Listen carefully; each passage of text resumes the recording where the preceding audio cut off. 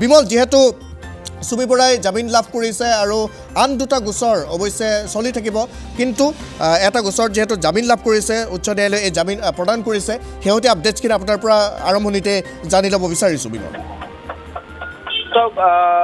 Trading কেলেংকাৰী অন্যতম অভিযুক্ত সুমি বৰাই ইতিমধ্যে দীৰ্ঘদিন ধৰি কাৰাগাৰত আবদ্ধ হৈ আছে। প্ৰাথমিক পৰ্যায়ত ডিব্ৰুগড় যিহেতু কাৰাবন্দী হৈ থকাৰ পিছত যেতিয়া CBI লৈ গোচৰটো হস্তান্তৰিত হৈছিল আৰু CBI লৈ হস্তান্তৰিত হোৱাৰ পিছতে সেই গোচৰটোত গুৱাহাটী কেন্দ্ৰীয় কাৰাগাৰলৈ তেওঁক স্থানান্তৰ কৰা হয়।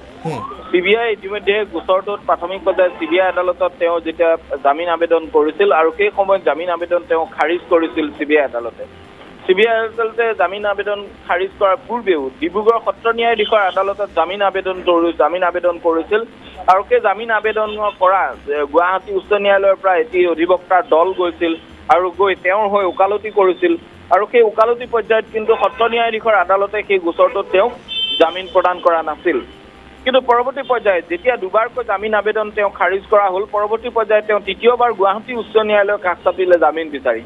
কিন্তু গুৱাহাটী উচ্চ ন্যায়ালয়ে ইয়াৰ পূৰ্বতে যেতিয়া CBI যিটো বেইল অবজেকশ্যন দাখিল কৰিছিল আৰু সেই CBI বেইল অবজেকশ্যনত এই কথাটো স্পষ্ট হৈছিল যে সুমি বৰা যদি বাহিৰলৈ ওলাই আহে তেতিয়াহ'লে এতিয়াও সুমি বৰাই কাৰোবাক প্ৰভাৱিত কৰিব পাৰিব, গতিকে প্ৰভাৱিত কৰিলে তদন্ত প্ৰক্ৰিয়াটো যিহেতু চলি আছে, গতিকে প্ৰভাৱিত কৰিলে তেওঁ পৰৱৰ্তী পৰ্যায়ত সেয়া তেওঁলোকৰ তদন্তত কিছু বিঘ্নিত হ'ব পাৰে আৰু এই কাৰণতে সুমি বৰাৰ যি জামিন আবেদন সেয়া খাৰিজ কৰা হৈছিল। কিন্তু অৱশেষত এটা গোচৰত সুমি বৰাক জামিন প্ৰদান কৰা হ'ল, কাৰণ ইয়াৰ লগতে কিন্তু এটা কথা ক'ব লাগিব যে দুলীয়াজান আৰু বৰবৰুৱা এই দুয়োখন থানাত যিটো গোচৰ ৰুজু হৈ আছে সেই দুটা গোচৰৰ বাবেই এতিয়াও কিন্তু মুকলি আকাশৰ তললৈ সুমি বৰা ওলাই অহাটো এক প্ৰকাৰ সম্ভৱ নহ'ব। গতিকে যিহেতু তেওঁ এই দুটা গোচৰত জামিন লাভ কৰাৰ পিছতে বাহিৰলৈ ওলাই অহাৰ সম্ভাৱনা আছে, গতিকে বিগত সময়ছোৱাত যি তদন্তৰ যিটো ইতিহাস, সেই তদন্তৰ ইতিহাসলৈ চাবলৈ গ'লে এটা গোচৰত তেওঁ জামিন লাভ কৰিলেও সেয়া তদন্তকাৰী বিষয়াৰ বাবে কোনো ধৰণৰ অসুবিধা নিশ্চয় নহ'ব। ইয়াৰ পৰৱৰ্তী পৰ্যায়ত বাকী দুটা গোচৰত কেতিয়া তেওঁ জামিন লাভ কৰে বা সেয়া জামিন লাভ কৰাটো সম্ভৱ হয়নে নহয় তাৰ ওপৰতহে নিৰ্ভৰ কৰিব বাকীখিনি তদন্ত। কিন্তু লগতে এটা কথা ক'ব লাগিব যে বৰবৰা থানাৰ যিটো গোচৰ, সেই গোচৰটো আৰু দুলীয়াজান থানাৰ যিটো গোচৰ, এই দুটা গোচৰ কিন্তু অসম আৰক্ষীৰ হাতত আছে। এই দুটা গোচৰ এতিয়ালৈকে CBI লৈ স্থানান্তৰিত কৰা হোৱা নাই আৰু যিহেতু অসম আৰক্ষীৰ হাতত আছে, গতিকে অসম আৰক্ষীয়ে বেইল অবজেকশ্যন দিয়াৰ পিছত সেই বেইল অবজেকশ্যন সাধাৰণতে দেখা পোৱা যায় যে তাৰ যিখিনি গ্ৰাউণ্ড, সেইখিনি গ্ৰাউণ্ড দিয়াটো CBIতকৈ কিছু পৃথক। অসম আৰক্ষীয়ে CBIৰ দৰে কেইটামান গ্ৰাউণ্ডত বেইল অবজেকশ্যন দাখিল নকৰে, দুয়োটা প্ৰক্ৰিয়া কিছু পৃথক। গতিকে অসম আৰক্ষীৰ বেইল অবজেকশ্যনত এতিয়া কেনে ধৰণৰ বিষয় অন্তৰ্ভুক্তি হয়, ডিব্ৰুগড় আৰক্ষীয়ে দুয়োটা গোচৰৰ ক্ষেত্ৰত কেনেধৰণে তেওঁলোকে তদন্তৰ কথা ক'ব, এই সকলো বিষয় পৰৱৰ্তী পৰ্যায়ত নিশ্চয় পৰ্যালোচনাৰ বিষয় হ'ব।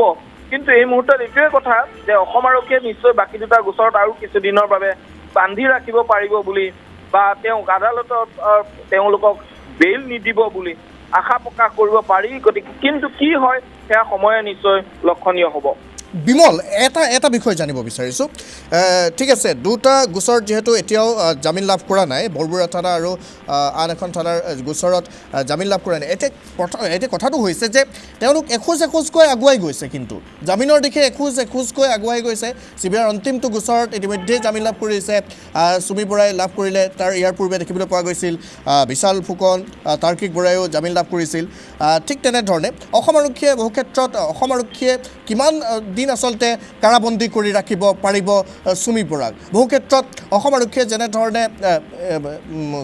আদালতত যি তথ্য প্ৰমাণ দাখিল কৰিব লাগে বহু ক্ষেত্ৰত বিফল হোৱাও দেখিবলৈ পোৱা যায় বা সুৰুঙা থাকি যায়। CBIৰ অন্তিমটো গোচৰতে জামিন লাভ কৰিছে, অসম আৰক্ষীৰ গোচৰত কিমানখিনি টান হ'ব? সেইটো সম্পূৰ্ণৰূপে কেতিয়াবা অসম আৰক্ষীৰ তেনেধৰণৰ কথা দেখা পোৱা যায় যে ক'ৰবাত হয়তো যিমান গুৰুত্ব দিব লাগে কামৰ অত্যাধিক হেঁচাৰ বাবে হওক বা অন্য কিবা কাৰণতে হওক, তেতিয়া সম্পূৰ্ণৰূপে বেইল অবজেকশ্যন দিয়াত কেতিয়াবা তেওঁলোকৰ কিছু গাফিলতি নথকা নহয়। কিন্তু ইয়াৰ মানে এইটো নহয়, কিন্তু অসম আৰক্ষীয়ে আজিলৈকে বহু এনেধৰণৰ বেইল অবজেকশ্যন দাখিল কৰিছে য'ত নেকি আদালতে সেই বিষয়টো গ্ৰহণযোগ্যতা ভিত্তি আদালতে থকা বুলি গ্ৰহণ কৰে। গতিকে তথ্য আৰু প্ৰমাণ আদালতে বেলেগ আন কথাত গুৰুত্ব যিহেতু নিদিয়ে, তথ্য প্ৰমাণ সেই ক্ষেত্ৰত আদালত পতিয়ন যাব পৰাকৈ দিয়াৰ বহু ইতিহাস কিন্তু অসম আৰক্ষীৰ আছে। আৰু এইবাৰ অসম আৰক্ষীয়ে এই দুটা গোচৰত এতিয়ালৈকে বেইল নোপোৱাৰ বিষয়টোৱে কিন্তু এনেধৰণে উপস্থাপন কৰিব লাগিব যে যদিও আজি CBI হাতত থকা গোচৰটোত তেওঁ জামিন লাভ কৰিছে, কিন্তু অসম আৰক্ষীৰ হাতত থকা দুয়োটা গোচৰতেই এতিয়ালৈকে জামিন লাভ কৰা নাই। অৰ্থাৎ তদন্ত প্ৰক্ৰিয়াটো অসম আৰক্ষীয়ে ভবাৰ দৰে সুন্দৰ বা ৰাইজে আশা কৰাৰ দৰে এটা সফল দিশত গতি কৰা বুলি ক'ব লাগিব। কিন্তু এতিয়া পৰৱৰ্তী পৰ্যায়ত কি হ'ব, এতিয়ালৈকে হ'ল পৰৱৰ্তী পৰ্যায়ত কেনেদৰে আগবঢ়াই নিব এই কথাটো গুৰুত্বপূৰ্ণ হ'ব। এতিয়া বৰবৰা থানাৰ গোচৰটোত যিকেইগৰাকী লোকে বৰবৰা থানাত সেই সময়ত গোচৰ দিছিল আৰু সেই লোককেইজনে এইটো স্পষ্টকৈ কৈছিল যে তেওঁলোকৰ পৰা কেনেদৰে প্ৰলোভন দি ধন নিয়া হৈছিল। গতিকে তাত এই প্ৰলোভন দি ধন আত্মসাৎ কৰাৰ যিখিনি অভিযোগ, সেই অভিযোগৰ কিমানখিনি তথ্য প্ৰমাণ আদালতত পতিয়ন যাব পৰাকৈ অসম আৰক্ষীয়ে উপস্থাপন কৰিব পাৰিব, সেইটো এটা গুৰুত্বপূৰ্ণ বিষয়। আৰু সেই ক্ষেত্ৰত অসম আৰক্ষীয়ে এতিয়া পৰৱৰ্তী পৰ্যায়ত বেইল অবজেকশ্যন দিয়া আৰু তদন্ত কৰা দুয়োটাই সমান্তৰালভাৱে কৰিব লাগিব। কিন্তু এটা কথা ক'বই লাগিব যে বেইল পোৱাটো এজন লোকৰ বাবে এটা অধিকাৰ হয়। যিকোনো এজন লোকৰ তেওঁক যদি গ্ৰেপ্তাৰ কৰা হয়, পৰৱৰ্তী পৰ্যায়ত তেওঁ বেইল লাভ কৰাটো, আদালতে তেওঁক বেইল দিয়াটো তেওঁৰ এটা অধিকাৰ। গতিকে সেই অধিকাৰৰ পৰা সাধাৰণতে কাকো খৰ্ব কৰা নহয়। যদিহে সাফিচিয়েণ্ট গ্ৰাউণ্ড থাকে তেতিয়াহ'লে আদালতে জামিন প্ৰদান কৰিব পাৰে বা এনেধৰণে তেওঁ বাহিৰলৈ ওলাই অহাৰ ৰাস্তা দিব পাৰে। কিন্তু এই ক্ষেত্ৰত এটাই কথা ক'ব লাগিব যে জামিন পালেও চুমি বৰা বাহিৰলৈ ওলাই অহাটো সম্ভৱ নহ'ব।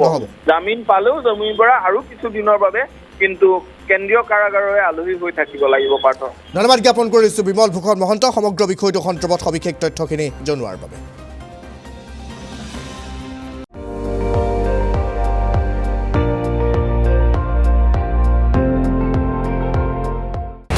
আপুনি চাই আছে ND24, সৰ্বশ্ৰেষ্ঠ নহয় সৰ্বোত্তমৰ দৌৰ।